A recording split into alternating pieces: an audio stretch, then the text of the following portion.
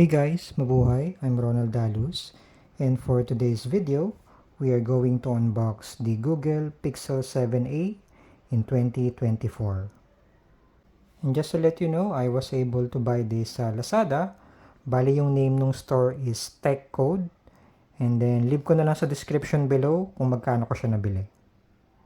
And the variant that I have right now is the Japan variant, so available din siya sa US variant. So, as far as I know, ang difference nila is when it comes to camera. So, sa Japan, hindi mo pwedeng i-turn off yung camera shutter sound. And then sa US variant naman, pwede mo siyang i-turn off. And alam ko, when it comes to US variant, mas wider yata yung range ng band niya.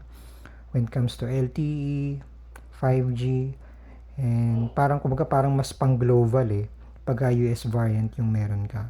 Yun nga lang, syempre, pag US variant ang bibilin mo, medyo mas, medyo mas mahal. Compare dito sa Japan variant, medyo mas cheaper siya ng konti. Ngayon naman, before natin siya i-open, check muna natin yung box. So, as you can see here sa harap, meron siyang Google logo, yung Pixel 7a. So, ito yung likod no mismong Pixel 7a. Yan yung picture niya. So, may parang sticker dito nung binili ko. So, sa ilalim, meron dito mga information, yung IME. And then sa side, nakalagay sa kanya Google. Dito nakalagay 7A. And then dito naman, Google logo ulit. And then ngayon, since wala nga siyang sealed, walang sealed yung box, so, ayan, mamaya papakita ko sa inyo. Yung box niya wala talagang sealed. So, ayan, mas madali mo siyang mabubuksan. So, dito, wala siyang sealed dito. So, ito na mismo yung Pixel 7a device. So, mamaya check natin yan. So, lift natin to. Check muna natin iba pang mga kasama dun sa package. So, ito, so malamang nandito yung quick start guide. So, ito naman yung quick switch adapter. So, kung gusto mong i-transfer yung files mo from your old phone to this Pixel 7a. So, ito yung gagamitin mo. Ito din yung charging cable niya or yung data cable. So, hindi ko nabubuksan to. So, ito yung meron din siyang kasamang SIM eject tool. So, tanggalin natin to. Ayan, check natin to. Then, sa likod, yan wala siyang sealed. So, yun pala yung difference ng Japan at saka US variant. Yung kasi, yung US may sealed siya dito. Ito wala talaga, as in wala. Nga lang, medyo delikado kasi pag nagkamali ka ng hawak, pwedeng malaglag yung mismong other half ng box, mahulog siya. So, yun siya. So, nakalagay dito, Google Pixel 7a. So, yan, may mga Japanese na words dyan. Yan. Then, sa taas, nakalagay hashtag Team Pixel. So, ayun lang yung mga kasama dun sa package. So, check na natin itong Pixel 7a device. So, ito meron siyang parang paper cover dito. So, mamaya check natin yan. So, dito daw sa side, nahandito yung lagay ng SIM eject tool. So, medyo madilim lang. Hindi lang masyadong kita kasi nga dark yung color niya. So, ayun siya. May naka-indicate dito. Ilagay ng SIM. Ito yung power button sa side. Ito yung volume control dito. Sa side. And then dito, yung fingerprint scanner. And then dito sa ilalim, yung USB Type-C na charging port.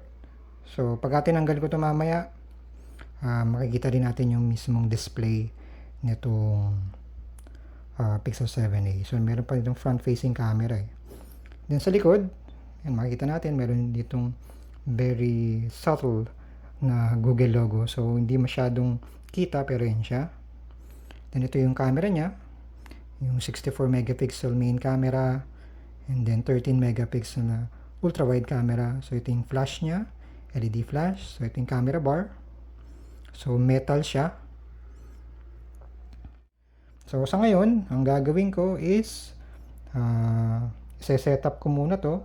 And after kong i-set up, papakita ko na siya sa inyo. A few moments later. Pagkatapos ko lang gawin yung initial setup. So, ito na yung magiging itsura niya. So, may nakalagay dyan, welcome to your new Pixel. Tap for tips. Ito yung default na wallpaper niya. And then, meron nga rin palang nag-prompt na get your Android 14 now. So, akala ko pa naman, out of the box, naka-Android 14 na siya. So, ito nga palang Pixel 7a is yung major OS update niya is until May 2026. So, makaka-receive siya ng Android 14, 15, 16. And then yung security update naman niya is up until May 2028. So, yun siya. So, check natin yung settings. So, yung storage niya is may 111 gigabyte na free. So, check natin siya. So, yun yung mga laman. 17 gigabyte used out of dun sa 128 gigabyte na total na storage niya. So, out of the box yan yung sa storage.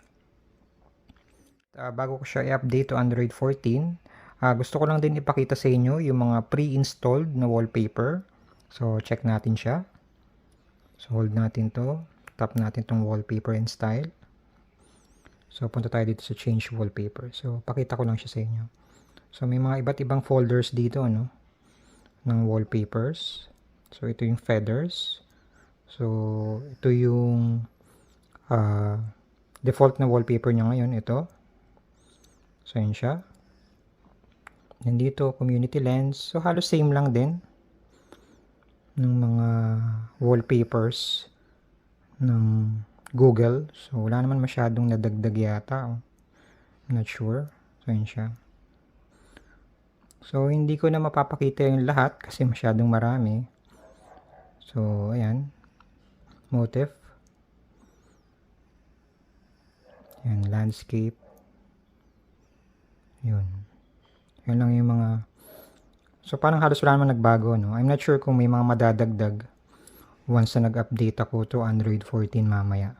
Kung may madadagdag dito sa mga pre-installed na wallpapers. So, ito na siya guys. So, I'm still in the process of updating itong Pixel 7a to Android 14. So, ipakita ko lang din sa inyo yung mga new features daw na included sa Android 14. So, yan daw siya. So, basahin nyo na lang or i-pause nyo na lang yung video. And then, yung update daw is 2.42 gigabyte yung size ng update. So, medyo malaki siya. Ito na siya guys. So, as you can see, na-update ko na itong Pixel 7a to Android 14.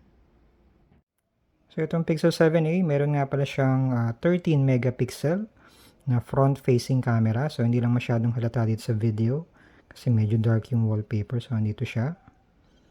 And then, isa pa sa mga upgrade nitong Pixel 7a is meron na siyang smooth display or 90Hz display.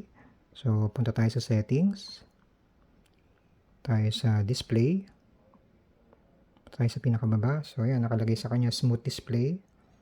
So, automatically raises the refresh rate from 60 to 90 Hz for some content. So, nakalagay nito increases battery usage. So, expect nyo na, no, medyo mas bibilis yung pag-decrease ng battery niya once na naka-enable tong 90 Hz. Pero for me, okay lang kasi at least mas smoother yung pag-navigate mo sa user interface nitong device.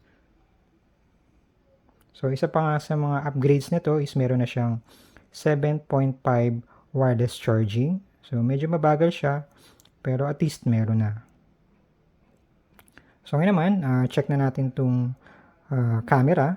So, check natin kung meron siyang mga added features, no?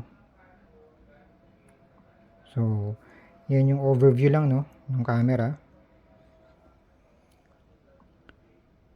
Ayan siya. So, punta tayo sa settings. So, hindi ko na mapapakita lahat. So, ayan siya. Just to give you an overview ng Google Camera. So, So, syempre, pag bumili ka ng Pixel, ito talaga yung number 1 na habol mo yung camera ni Pixel kasi maganda talaga siya. So, meron dito yan, long exposure, night sight, portrait, camera, video, modes. Ayan siya.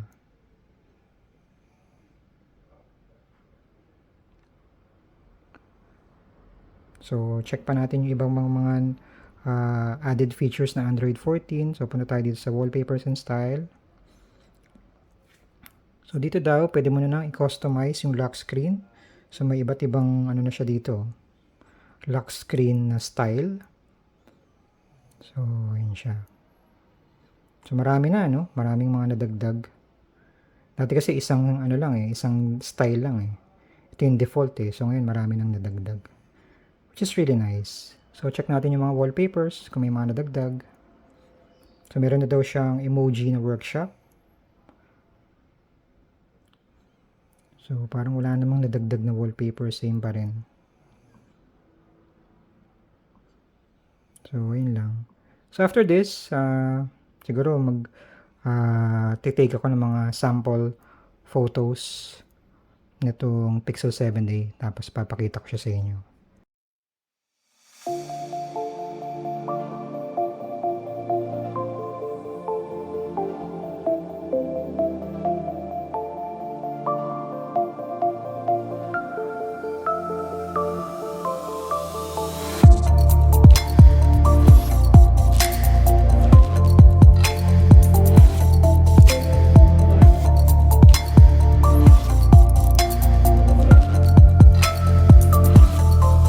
Again, if you're interested to buy this Pixel 7a, link ko na lang sa description below kung saan store ko siya nabili at kung magkano.